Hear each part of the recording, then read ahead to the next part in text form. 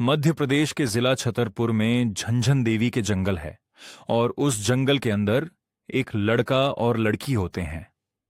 दोनों पहले तो शुरुआत में बातचीत कर रहे थे, और बातचीत के बाद दोनों ही एक दूसरे के साथ आपत्तिजनक की स्थिति में आ जाते हैं। इसी बीच में एक व्यक्ति है जो गांव का वहां से गुजर रहा था। उसने कुछ अजीब तरह की आवाजें सुनी, और आवाजें सुनने के बाद वह छुपकर उन दोनों को देखने लगता है। देखते देखते वो कुछ देर रुकता है, और रुकने के बाद वहां से सीधा चला जाता है। जहां उस व्यक्ति को जाना था, वहां जाने के बाद सबसे पहले वो इसी बात का जिक्र करता है। कहता है कि देखो, इतना जमाना खराब आ चुका है कि जंगल में एक लड़का और लड़की मैंने आपत्तिजनक किस्ती में देखे हुए थे। वो दोनों आप पता नहीं क्या क्या कर रहे थे। मैं तो वहां से चला आया। जैसे ही उसने इस बात को उस व्यक्ति को बताया जहां वो पहुंचा हुआ था, उस व्यक्ति ने तुरंत यह बात सुनी। बात सुनने के बाद एक डंडा उठाया, और डंडा उठाने के बाद उससे कहा कि एक जो पास में कुल्हाड़ी रखी है उसको उठाओ और चलो चलते हैं। चलते चलते उसने अपनी जेब में कुछ सामान रखा, और सामान रखने के बाद सीधा भागते हुए उसी जंगल की तरफ पहुंच जाते हैं जो झंझन देवी का जंगल होता है। जहां पर लड़का और लड़की दोनों मिल जाते हैं, वहां पहुंचते हैं। लड़का लड़की दोनों उन्हें जैसी स्थिति में वो छोड़ के गया था, ठीक वैसी ही स्थिति में मिल जाते हैं। लड़का लड़की पूरी तरह से गायब हो चुके थे। घर वाले सोच रहे थे कि दोनों क्योंकि एक दूसरे से प्यार करते हैं, एक दूसरे से बहुत अच्छी दोस्ती है, शायद यह घर से भाग चुके हैं। उन्हें डर था क्योंकि दोनों की जो जातियां थीं बिल्कुल अलग होती हैं। उन्हें लग रहा था कि दोनों प्यार करते हैं। शायद घर वालों को ऐतराज होगा, इसलिए अब इस मामले में उन्होंने कहा कि हम कोशिश करेंगे ढूंढ के लाने की। लेकिन घर वालों को मिलते नहीं हैं, और करीब करीब 14 दिन का समय बीत जाता है। 14 दिन के बाद घर वालों को पता चलता है कि 2 लाशें मिली हैं। और जब पुलिस प्रशासन और घर वाले इस मामले में मौके पर पहुंचते हैं, वहां जाने के बाद देखते हैं कि जहां लाशें पड़ी हुई थीं, उन्हीं के पास में ही 2 प्रयोग किए हुए कंडोम भी पड़े हुए थे।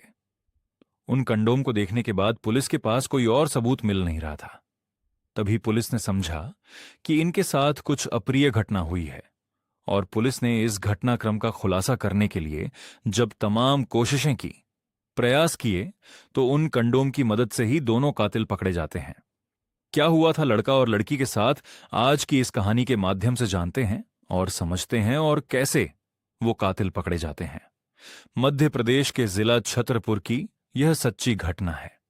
11 अगस्त 2017 की यह बात है।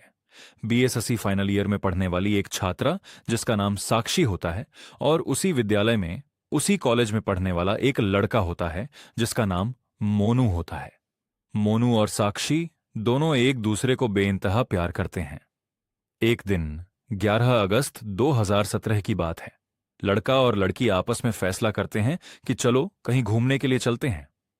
जब बात घूमने की आती है तो वह आपस में बातचीत करते हुए कहते हैं कि अगर हम किसी होटल में जाते हैं तो होटल में आईडी भी जमा होती है, और वहां कई तरह के सवाल भी किए जाते हैं, मोबाइल नंबर भी लिखवाए जाते हैं। और अगर घर वालों को कभी पता चलेगा तो फिर इसमें बड़ी बदनामी सी हो जाएगी, इसलिए यहां नहीं, कोई और बताओ। तो कभी नदी के किनारे, तो कभी सोचते हैं जंगल में चलते हैं। तो आपस में दोनों जब बातचीत करते हैं तो यह फैसला लेते हैं कि एक काम करते हैं, जो वहां झंझन वाला जंगल है वहां चलते हैं, और वहां चलने के बाद फिर देखते हैं कि क्या होता है। दोनों वहीं पहुंच जाते हैं, और वहीं पहुंचने के बाद शाम तक वापस लौट कर नहीं आते। लेकिन लड़की जब अपने इस कॉलेज को पढ़ने के लिए जा रही थी तो अपनी चाची के यहां वो रहती है छतरपुर में, और अपनी चाची से बोलती है कि चाची, आज मुझे थोड़ा वक्त लग जाएगा, इसीलिए मेरे वापस आने का इंतजार मत करना, मैं अपने आप आ जाऊंगी। शाम 6 बजे तक उस लड़की का इंतजार किया जाता है, लेकिन वो लड़की नहीं आती है।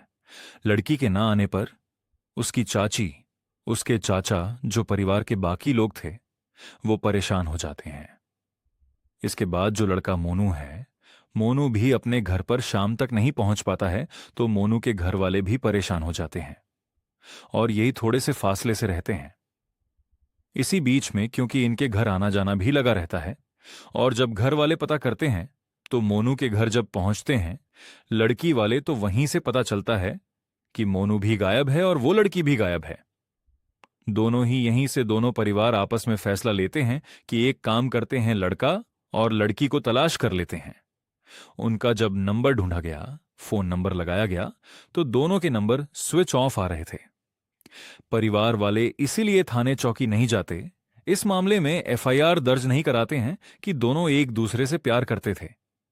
दोनों की बहुत अच्छी दोस्ती थी। शायद यह घर वालों से डर गए होंगे और यह घर से भाग चुके हैं। तो घर वाले लगातार इन दोनों को तलाश कर रहे थे, अपनी तरफ से तमाम कोशिशें कर रहे थे, लेकिन उनका कहीं अता पता नहीं चल पा रहा था। करीब करीब 14 दिन के बाद 25 अगस्त 2017 की बात है। छतरपुर के जो झंझन देवी का जंगल है, और झंझन देवी के जंगल की तरफ एक किसान वहां से निकला हुआ जा रहा था। किसान का कुत्ता भी साथ में होता है, और उस कुत्ते के मुंह में एक हाथ होता है इंसान का, जो कि बिल्कुल सड़ी गली अवस्था में होता है। उस किसान की नजर पड़ जाती है। उसे देखते ही किसान ने पहचान लिया कि यह हाथ जो इसके मुंह में है, जो सड़ चुका है, बहुत दुर्गंध इसमें आ रही है, वो किसी इंसान का है। इसी बीच में उस किसान ने नजदीकी पुलिस स्टेशन को सूचना दी, और जैसे ही पुलिस को कंडोम पड़े हुए थे, जो दोनों ही यूज किए हुए थे, और ऐसा लग रहा था जैसे कि अब बार बार इन्होंने उल्टी की है, तो वहां पर कुछ ऐसे केमिकल जैसे मुंह से निकलते हैं, कुछ इस तरह की चीजें भी थीं। पुलिस ने हर एक पहलू को, हर एक चीज को जोड़ना शुरू कर दिया और तलाश करना शुरू कर दिया। सबसे पहले तो यही सवाल था कि आखिरकार ये दोनों लाशें किसकी होंगी, किसकी नहीं। जो शरीर था वो पूरी तरह से गला हुआ नहीं था, लेकिन हड्डी के अलग अलग हिस्सा, चाहे वो रीढ़ की हड्डी हो, चाहे वो सर की हड्डी हो, चाहे वह हाथों की हड्डी हो या पैरों की हड्डी हो, हर हड्डी दूर का लगभग लगभग 200 मीटर के दायरे में फैली हुई थी। उधर मोनू और साक्षी के परिवार वाले जब मौके पर पहुंचते हैं, मौके पर आने के बाद पुलिस वालों से बातचीत करते हैं। आखिरी बताते हैं कि साहब, हमारा बेटा और हमारी बेटी ये गायब हैं। हम इन्हें तलाश करने की कोशिश कर रहे थे। वहां मौके पर स्कूल का बैग मिलता है, लड़की के सैंडल मिलते हैं, लड़की के कपड़े मिलते हैं, उधर जो ब्रेसलेट मिलती है और लड़के का जो कपड़े होते हैं वो मिलते हैं। तो इससे ये साफ साफ पता चल जाता है कि जो दो लाशें हैं, वो एक लड़की की लाश है और दूसरा लड़के की लाश है। जब घर वालों ने देखने की कोशिश की, तो कॉलेज के बैग से, सैंडल से, कपड़ों की पहचान से यह पहचान कर ली कि यह लड़की है जिसका नाम साक्षी है, जो कि बीएसएससी फाइनल ईयर की छात्रा है, और साथ ही जो लड़का है जिसका नाम मोनू है, उसकी ब्रेसलेट से यह पहचान कर ली जाती है और उसके कपड़ों से पहचान कर ली जाती है। अब पुलिस वालों ने और भी जब जांच पड़ताल करना शुरू किया है, पूछताछ करनी शुरू की है, तो यह पता चलता है कि जो उनका बाकी सामान तो मिल जाता है, लेकिन पैन कार्ड नहीं मिलता, आधार कार्ड नहीं मिलता, एटीएम कार्ड नहीं मिलता, और दोनों के जो मोबाइल नंबर थे वो भी नहीं मिलते हैं।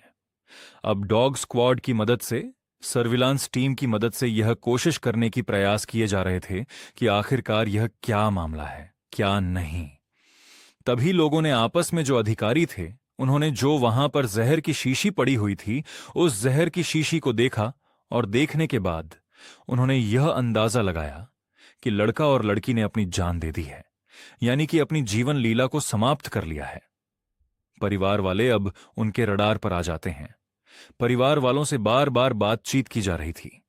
लड़की की अलग जाति होती है, लड़के की अलग जाति होती है, और प्रथम दृश्य परिवार पर ही शक जा रहा था, और ऐसा लग रहा था जैसे कि अब परिवार वालों की मारपीट की वजह से या परिवार वालों की टॉर्चर की वजह से लड़का लड़की घर से भाग जाते हैं, और उन्होंने यहां पर आकर इस तरह का काम कर लिया है।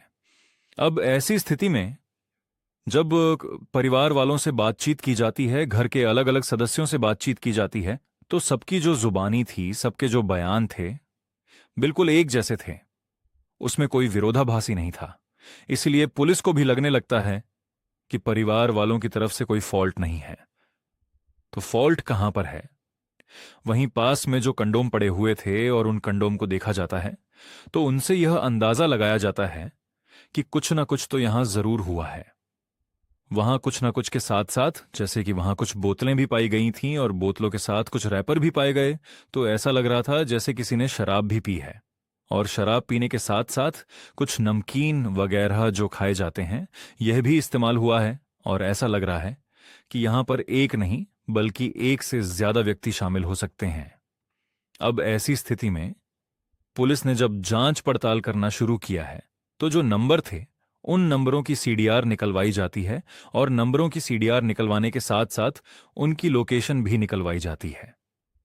तो नंबरों से भी लड़की और लड़के के उससे कोई भी ऐसा सस्पिशियस नहीं मिल पा रहा था जिसके आधार पर कह सकते हैं कि इनका किसी ने कत्ल किया है या कोई घटना हुई है। कोई नहीं है। तो कुल मिलाकर पुलिस ने अभी इस मामले की जांच पड़ताल जब करना शुरू किया है, नंबर को सर्विलांस पर जो लगाया, तो कई दिनों के बाद नंबर एक नंबर जो था वो चालू हालत में मिल जाता है और दूसरा नंबर था वो स्विच ऑफ हालत में था। पुलिस ने जब देखा यह नंबर किसके पास है, तो पास में ही एक गांव होता है। पास में ही गांव का रहने वाला व्यक्ति जिसका नाम कामता कुशवाहा होता है। कामता कुशवाहा के पास वो मोबाइल नंबर चलता हुआ पाया जाता है। पुलिस वालों ने उसे कुछ भी नहीं टोका, ना रोका, ना ही उसे फोन किया। बस पुलिस वालों ने उसकी घर की घेराबंदी कर ली, और घर की घेराबंदी करने के बाद पुलिस ने उसे अपनी गिरफ्त में ले लिया। और गिरफ्त में लेने के बाद कहा कि भाई, यह जो मोबाइल है तुम्हें कहां से मिला है? तो वह कहता है कि साहब, यह मोबाइल तो मेरे दोस्त हैं गांव का, जिसका नाम देवेंद्र रॉय है। देवेंद्र रॉय से मुझे मिला है। यह मोबाइल उसने हाल ही में उसे दिया हुआ है।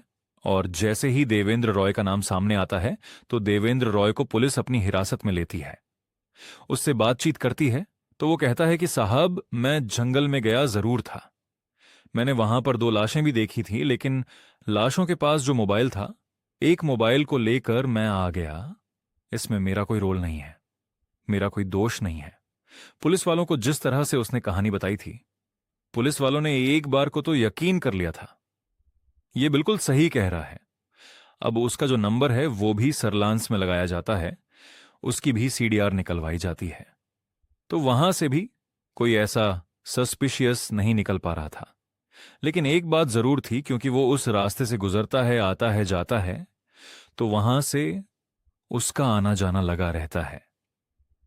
लेकिन पुलिस ने उससे जब बातचीत की है, तो बातचीत करने के बाद उससे कुछ ऐसे क्लू मिल जाते हैं, और यह पता चलता है कि एक वहीं पास में, नजदीक में, कुछ कुछ फासले से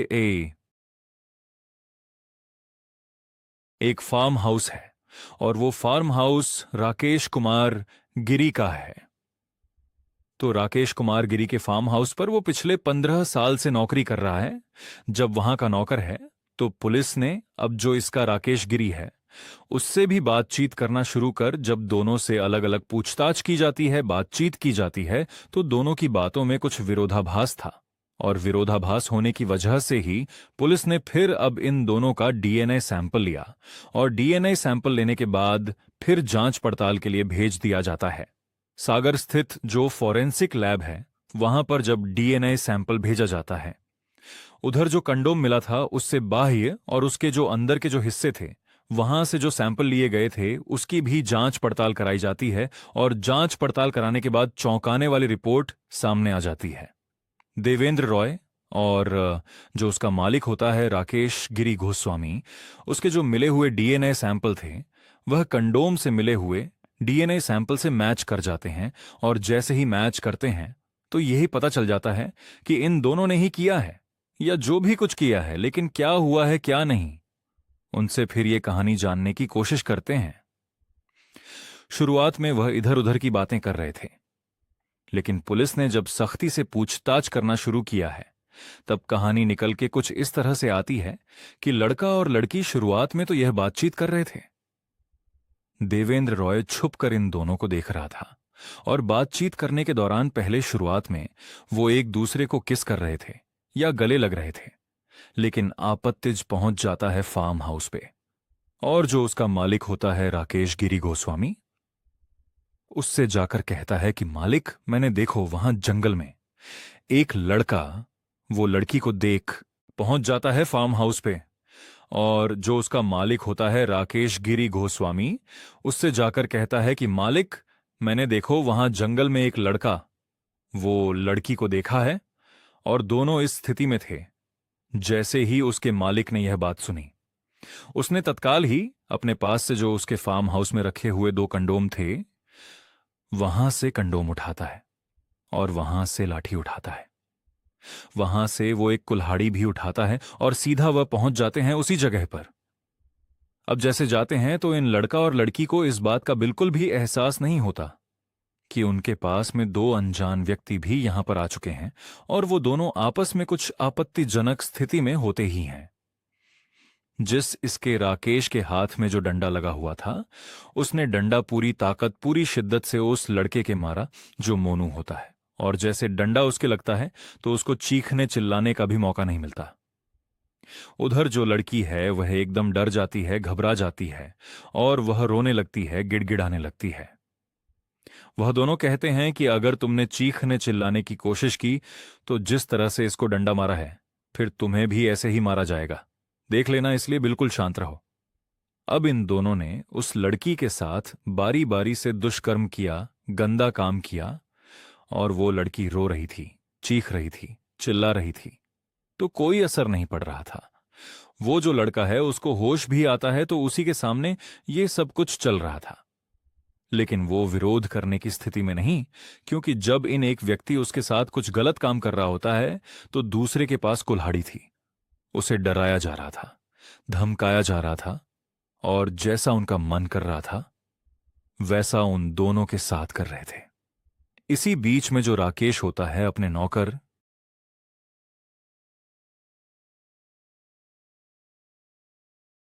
से कहता है, देवेंद्र, रो से एक काम करो, जल्दी से फार्म हाउस पे जाओ, और वहां पर उसे जगह बताई जाती है, वहां पर उसे जहर की शीशी है, उसको जितनी जल्दी हो सके लेके आ जाओ।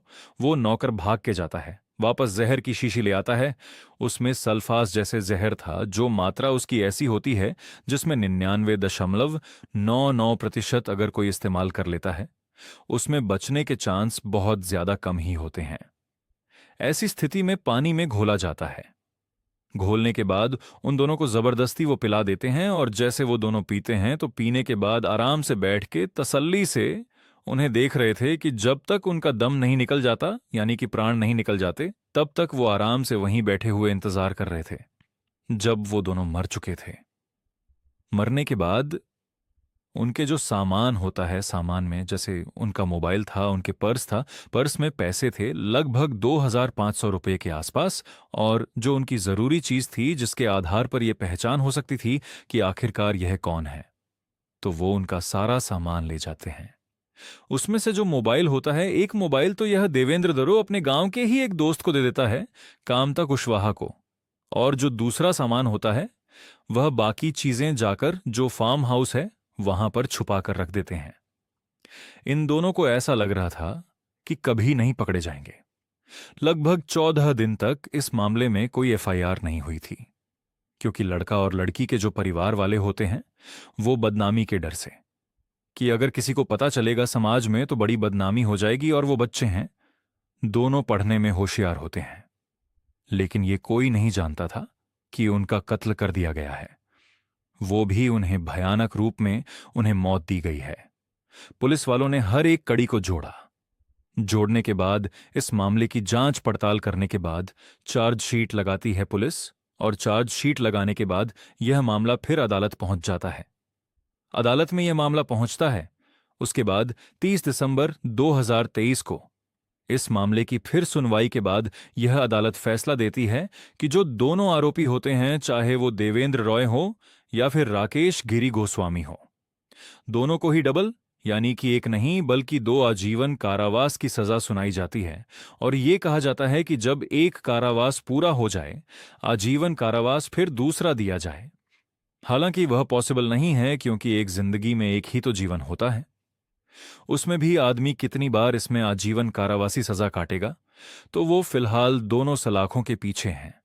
और इस घटना ने पूरे प्रदेश भर को हिला के रख दिया था, लोगों को सोचने पर मजबूर कर दिया था कि एक नौकर ने अपने मालिक के साथ मिलकर एक लड़का और लड़की, जो दोनों एक दूसरे से प्यार करते थे, एक दूसरे के साथ रहते थे, घर वालों को उन पर बहुत विश्वास था, यकीन था, और यही कारण था कि घर वाले ना कभी उन्हें डांटते थे, ना फटकारते थे, क्योंकि दोनों परिवार वाले एक दूसरे को जानते थे, पहचानते थे, और उनकी दोस्ती से उनको कोई भी ऐतराज नहीं था, आपत्ति नहीं थी। और ये भी बड़ी दिलचस्प बात है कि घर वालों ने कोई एफआईआर भी दर्ज नहीं कराई थी।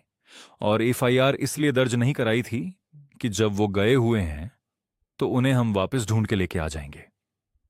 आगे का जो फैसला होगा वो बाद में देखा जाएगा। लड़की अपनी चाचा और चाची के साथ रहकर पढ़ाई कर रही थी। वो उसकी जिंदगी खत्म हो जाती है। और जो लड़का था वो भी पढ़ने में होशियार होता है। वो भी आगे के कुछ बहुत सारे सपने देख रखे थे जो कभी पूरे नहीं हो पाते। दोस्तों, इस पूरे घटनाक्रम को सुनाने का उद्देश्य किसी को परेशान करना नहीं है, किसी का दिल दुखाना नहीं है, बल्कि आपको जागरूक करना है, आपको सचेत करना है और जाते जाते आपको बताना है कि किस तरह से उन दोनों हवश के अंधों ने दोनों बालकों की जिंदगी को बिल्कुल पूरी तरह से खत्म कर दिया। यह वाकई अपने आप में बड़ा शर्मनाक होता है, बहुत ही भयानक होता है।